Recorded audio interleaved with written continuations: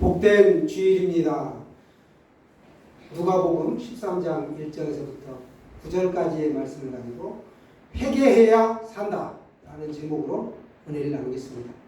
예수님은 탁월하신 선생님이십니다.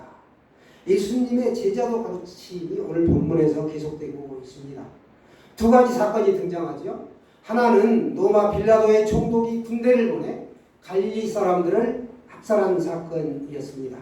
그런데 죽은 그들이 재물을 가지고 있었는데 이 사람들이 갈릴리 출신이었다라는 겁니다. 그들이 제사를 드리기 위해 이동하다가 그만 끔찍한 학살을 당한 것으로 보입니다. 두 번째는 실로암에 있는, 실로암은 히스기야 왕 때에 지은 연못이죠. 거기에 높은 망대 성벽 초소가 있었는데 그게 그만 완을 무너지는 바람에 많은 사람들이 거기서 희생을 당한 일이었습니다. 그러니까 하나는 빌라도의 악행이었고 두 번째 사건은 건축물 재해입니다. 빌라도가 이렇게 자신이 죽인 갈릴리 사람들의 피를 가져다가 하나님께 드리는 제물에다가 피를 섞어서 올려드렸다라는 겁니다. 하나님을 모독한 것이죠.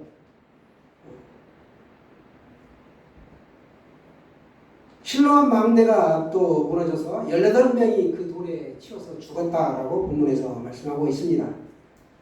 이 사건을 힘없는 식민지 민족이 집에 식민지 사람들이 어디 하소연할 데가 없고 억울함을 풀 데가 없어서 예수님께 찾아와서 이 사실을 하소연합니다. 그러자 예수님이 아주 지혜롭게, 예수님의 학법은 언제나 다르죠. 억울하게 죽어 제물이 된 자나 실로암 망대에 깔려 죽은 자나 그들이 너희들보다 죄가 더 많아서 죽은 줄 아느냐 이렇게 말씀하십니다. 여러분, 그들이 억울하고 재수가 없어서 깔려 죽은 것인가요? 그렇지 않죠. 계속해서 예수님은 말씀합니다. 너희들보다도 죄가 더 많아서 죽은 것이 아니다. 예수님은 그들의 죽음을 한편으로는 안타까워 하시면서 지금도 회개하지 않는 자들의 그 죄가 더 크다라고 말씀하고 계십니다. 너희들도 회개하지 아니하면 이와 같이 된다라고 거퍼 말씀하고 계십니다. 여러분, 북한 땅에 태어난 사람들이 김정은 밑에서 고통당하는 이유가 또 우크라이나에 전쟁이 일어나서 그 선량한 백성들이 고통받는 것이 과연 우리보다 죄가 더 많아서 그들이 그와 같은 삶을 사느냐라는 겁니다. 또 어떤 가정에 보면 장애아가 태어나고 암이 찾아오고 이런 것들이 우리보다 그 가정에 그 사람이 죄가 많아서 태어난 것이냐라는 겁니다. 절대로 그렇지가 않죠. 오늘날에는 교통사고와 질병은 물론이고 자연재해가 참 많습니다. 벼락, 태풍, 폭설, 폭우, 가뭄 이런 재해로부터 수많은 사람이 목숨을 잃고 있는 게 작금의 현실이죠. 그러니까 사건, 사고는 우리가 이 땅에 살아있는 날 동안 끊이지 않고 매일같이 뉴스를 통해서 우리가 접할 수가 있다는 겁니다. 결국 뭐냐? 인간은 죽을 수밖에 없는 존재다라는 거죠. 유한한 존재입니다. 그래서 하나님 앞에 다 중재인이다. 너희는 죽을 수밖에 없는 중재인이다. 죄가 있기 때문에. 누구든지 이와 같이 회개하지 않으면 재앙이 임한 것처럼 재림 때 우리에게 심판이 임한다라는 겁니다. 우리는 분명히 살아야 할 이유가 있고 죽어야 할 이유가 있는 존재입니다. 우리가 오늘 성경 본문에서 말씀하는 사람들처럼 태연하게 이렇게 죽을 수 있을 것인가 한번 자신을 돌아보시길 바랍니다. 내가 더 운이 좋아서 의로워서가 아니라는 것, 지금 살아있는 것이 아니다. 절대로. 주님은 오늘 자기 죄부터 회개하라 라고 말씀하고 계십니다.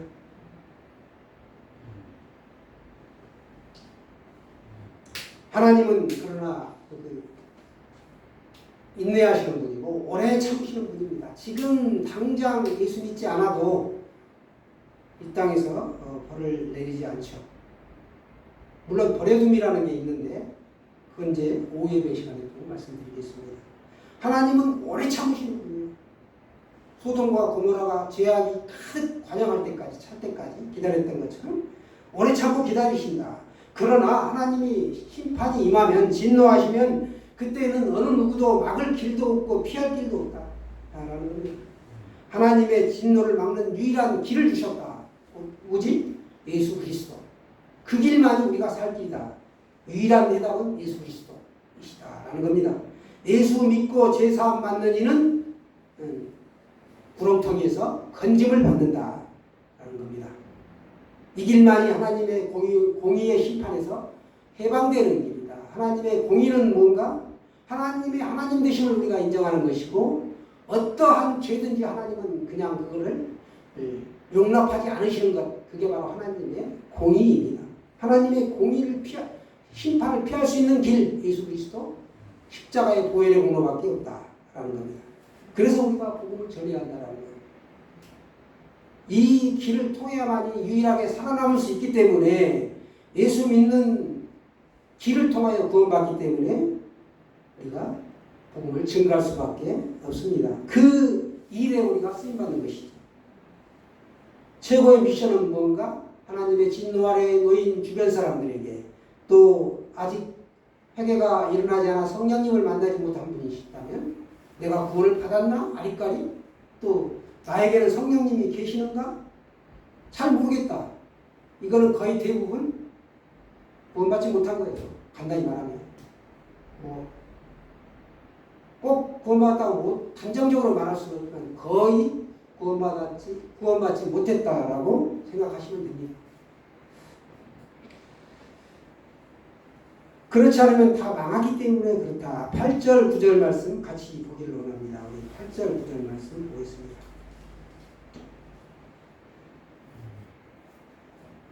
시작. 대답하여 이르되 주인이여 금년에도 그대로 두소서. 내가 두루 파고 거름을 줄이니 이후에 만일 열매가 열면 좋거니와 그렇지 않으면 찍어버리소서 하였다 하시니라. 아멘. 금년에도 그대로 두라는 거예요. 내가 두루 파고 거름을 주겠다. 그리고 뭐라고 말씀합니까? 이후에도 만일 열매가 없으면 열매가 열면 좋거니와 그렇지 않으면 도끼로 찍어버리라는 겁니다. 오늘 이렇게 말씀하고 있습니다.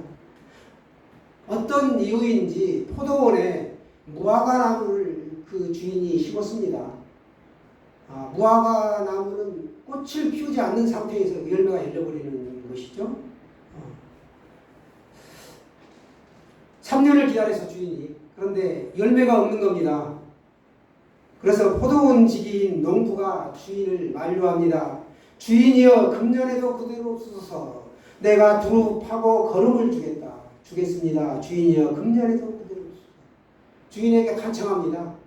주인은 도끼로 찍어버리면 그만인데 그 찍을 거를 도끼자리가 지금 와 있어요. 그런데 그걸 찍지 말라고 애원한 것이죠. 여기에서 주인은 하나님이시고 포도원 지기인 농부는 예수님을 말씀하고 있습니다. 예수님이 우리들을 위하여, 예수 믿지 않는 세상 사람들을 위하여 간청하고 있는 것입니다. 기다려달라고. 그러니까 회개의 시기는 정해져 있다라는 거예요. 무한정 고무줄 늘어나듯이 늘어나는 게 아니라 하나님의 정한 때가 있다. 그때 회개를 하여 열매를 맺어야 된다. 무화과 나무가 열매를 맺듯 회개에 합당한 열매를 맺어야 한다라는 겁니다. 거기에 회개에 합당한 열매는 뭔가? 우리 사람의 행동이 변하는 거죠. 양심에 따라서 행동이 변하고 사람을 용서하고 도덕적으로 남을 배려하고 이런 삶을 사는 걸 말하고 있습니다. 우리 안에 예수님이 있으면 우리가 단번에 변하면 좋지만 죄성이 남아있기 때문에 점차적으로 단계적으로 변해가는데 예수 믿노라 하면서도 우리가 세상 사람들로부터 숟가락질 받는 게 뭐냐? 세상 사람들과 하던 똑같은 방식으로 살아간다는 거예요. 삶이 잘못된 거죠. 예수 믿으면 성령님이 내 안에 계시기 때문에 변해야 한다. 이전 것은 버려야 한다는 거예요. 지나갔기 때문에. 새로운 삶을 살고 예수 안에서 내가 말씀에 비추어 그 말씀이라는 거울에 비추어 조금만 거라도 찔림을 받으면 안 해야 한다는 거예요. 이해가 되시죠? 예. 그렇다고 제가 어렵게 산다는 게 아니에요. 저도 그런 적이 참 많았습니다.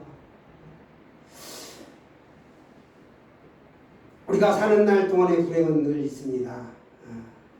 그러나 오늘 말씀합니다. 우리가 이렇게 이 땅에서 살아있는 이유가 뭔가? 이건 하나님의 은혜라고밖에 해석할 수가 없다. 우리가 이 땅에서 몸부림치며 살아가는 이유가 뭔가? 이것은 하나님이 우리에게 주신 사명이 있기 때문이다. 회개하고 예수 그리스도를 믿게 하는데 우리가 복음의 증인으로 예수님의 제자로 살아가라고 우리를 이렇게 이 땅에서 힘들게 살아가게 한다.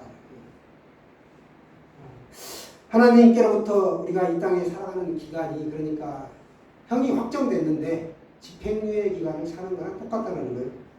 그 기간 안에 회개하고 열매를 맺으라. 어떻게든 돌이키게 하라. 나도 돌이키고 나부터 돌이키고 다른 사람도 가족도 다시 돌이키게 하라는 거예요. 다시 말씀드리지만 이 땅에서의 우리의 삶은 그렇게 길지 않습니다. 주인은 간청합니다. 금년에도 그대로 두소서. 금년에. 우리가 오늘 예배를 드리고 하나님의 말씀을 듣는 것도 동일하라는 거죠. 문제의 원인이 무엇인지, 어떻게 회복할 것인지 예수님께서는 이 강단의 메시지를 통하여 돌아오기를 원하고 있습니다. 이 땅에 사는 것 동안 불행한 일이 늘 있다. 그러나 내 주변에 당하는 재앙은 그 사람만의 재앙이 아니라는 거예요. 그 사람의 고난은 나보다 그 사람이 더 못해서가 아니라 하나님의 뜻이 있다. 분명히 하나님의 뜻이 있다라는 거예요. 우리의 모습에는 종류가 다르고 모양이 달라서 그렇지 나는 죄 없다고 할 사람이 과연 누가 있겠는가? 라는 겁니다. 그래서 성경은 말씀합니다. 로마서에 보면 의인은 없나니 하나도 없다. 그리고 바울은 모든 사람은 하나님 앞에 죄인이다 라는 것을 증명하고 있습니다. 그럼에도 다행히 우리에게는 기회가 있다라는 거예요. 다른 사람의 불행을 들으시고 회개하지 아니하면 너희도 오늘 성경의 말씀처럼 망한다 라고 말씀하고 있습니다. 그게 바로 주인에게 간청하는 농부의 비유가 되겠습니다. 내 자신을 돌아볼 때 내가 이제까지 열매 맺는 삶을 살지 못했다면 이제 회개해야 한다라는 겁니다. 누구라고도 할 것 없이 내가 죄인이다. 하나님 제가 죄인입니다. 라고 꿇어 엎드려 회개하고 금식하고 우리 안수사님이 기도한 것처럼 권능이 나오고 성령이 능력이 임할 수 있는 것은 회개와 금식뿐입니다. 기도와 금식뿐 다른 것으로는 이룰 수가 없다는 거예요. 예수님 붙잡는 거죠. 성령님 내 안에서 역사하여 주옵소서 라고 붙잡는 겁니다. 예수님께서 두릅하고 걸음을 주셨습니다. 말씀으로 깨우쳐 주시고 성령님께서 감동을 주십니다. 이 난리의 때, 기후위기의 때, 전쟁의 소식이 끊이지 않은 때, 전염병이 여기저기에 있을 때에 믿음의 삶을 살아갈 때 중요한 것은 하나님께 엎드려 회개하는 삶이라는 것입니다. 우리는 살면서 부지불식간에 알지도 못하는 가운데 죄를 지을 수가 있다는 거예요. 그러나 그 죄를 인식하고 철저히 회개하는 것이 참 믿음이다. 남을 판단하고 정죄하는 것이 아니라 내가 남들보다 의로운 척하는 것이 아니라 내가 죄인이다 라는 겁니다. 예수님 당시에 종교인들은 그러나 자신은 의롭다라고 바리새인과 서기관과 종교 지도자들은 자신을 드러냈죠. 영적인 본질을 그들은 알지 못했습니다. 자기를 돌아보는 그런 계기가 돼야 되는데 그렇지를 못한 것입니다. 그래서 우리의 믿음의 삶은 뭔가 죄의 문제에 대해서 민감하다는 거예요. 남의 죄에 대해서는 민감하고 섣부른 판단을 내리고 성급하지만 정작 자신의 죄에 대해서는 둔감하고 잣대가 너그럽다는 겁니다. 다른 이에게 어떤 일이 생기면 죄로 연결할 것이 아니라 정작 자신을 돌아봐야 될 줄로 믿습니다. 저도 그런 일이 가끔 있었다라는 겁니다. 왜 저렇게 사나? 저렇게밖에 살 수 없나? 그러나 하나님이 보시면 하나님 앞에 가면 너도 똑같다. 전쟁터에서 50번 물러난 사람이나 100번 도망간 사람이나 도망간 건 똑같은 것처럼 똑같은 죄인이다. 죽어 마땅한 죄인이다. 예수님의 보혈의 공로가 아니면 우리는 감히 하나님 앞에 나아갈 수 있는 존재가 아니라는 겁니다. 변화되지 않는 삶, 그거는 자기 자신을 불행하게 하고 하나님 안에서 기쁨을 누릴 수가 없는 거죠. 그래서 우리가 날마다 회개하며 회개에 합당한 열매를 믿는 데 최선을 다하시길 바랍니다. 우리 의지적인 노력도 필요해요. 행위로 구원받는 건 아니지만 결단하고 내가 다시는 똑같은 죄를 범하지 않겠노라고 결단하는 것, 이게 필요하다는 겁니다. 우리 주변에도 그런 사람들이 많습니다.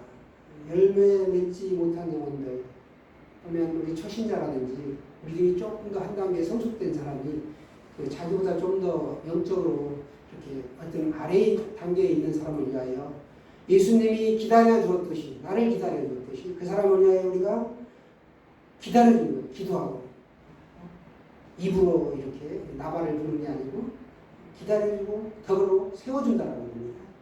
변화와 성숙을 가져올 수 있도록 우리가 회개하며 기다려주는 겁니다. 예수님께서 열매 맺지 못한 영혼들을 오늘도 기다리고 계십니다. 주변에 참 회개와 열매를 맺을 수 있도록 우리 모두 다 그런 변화와 성숙된 삶을 사시기를 축원합니다.